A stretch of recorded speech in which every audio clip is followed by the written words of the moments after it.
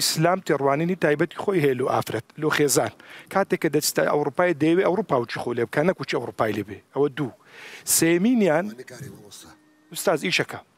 نکارێ ئوستاز قانون نکارێ هەیدی ناکەنە نادیێدا ئوستاز عفوم بکە ئێستا عائیلەیەکی موسڵمان لە ئەوروپای ئەژن ئەو عائیلە موسڵمانە وەکو موسڵمان بە قانونی موسڵمان ڕازینە وەکو دەوڵات گوێ خۆ بدەمن وەکو دەوڵات دێمە سەر ئەو خاڵی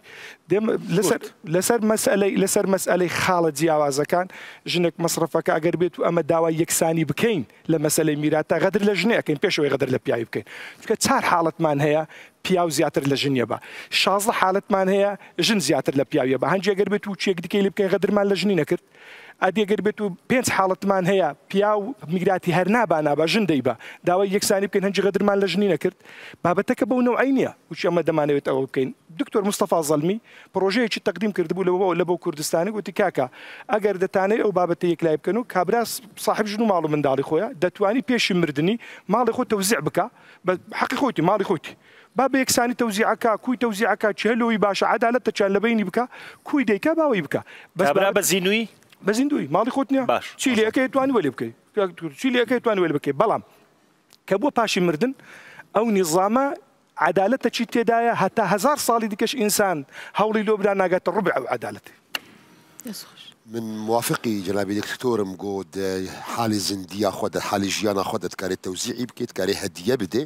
ولكن من مختلف من ديك النقطة ده انه بشتي وفاتي خدرية وصيتي ده راست رأي جمهوري فقهاء لا وصية لوارث ولكن رأي مذهبي حنفي رأي كد هندروي مذهبي حنفي دقيق من أو نقطة ده انه دي تلتي وصيتي ده بإذن وارث حقي هيا رأيك دي هي الجم فقهاء الشافعية وانا دي بإذن ورثة برا رأيك دي هي الجم مذهبي ظاهري هر إذن جيرنا لازمشي باشە من ئەمێ تۆزێکم بابەتە ڕوون بێ وەسێت ئەگەر وەسێتەکە شەفەی بیان نووسراوە بێ ئەگەر یاسایی خەریکێ شتە بێ دەستپێکی خودانی مال ناتوانی وەسیەت زێدەی تلتێ ماڵی خۆ بکێ بۆ کێ بێ وەسێت ئیش ناکات زیاتریش ناکە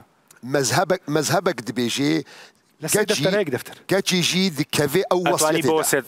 عاوش اوي بتزنا الراي عام لبدوي لا وصيت اي اجر قانوني بك ام بياو قانوني مثلا تيجو قانون نازل قانون الكردستان اجر قانوني مثلا كابرا بيجوي بمريا مثلا ملكات مالك بري ميراتي مادام صاغه ميرات مادام صاغه اجر بقانون عداله يشبك اجر عداله بابك عداله اللي بين من دار خونك من دار بيك واني كانت دجمني يقديك بابك دواي مردن راس هزار مطرقي او بابتي جو استات بحث ديك حمه وقت جو كابرا خو حافظي لي بك بمري حتى جو صاغ او بابتنا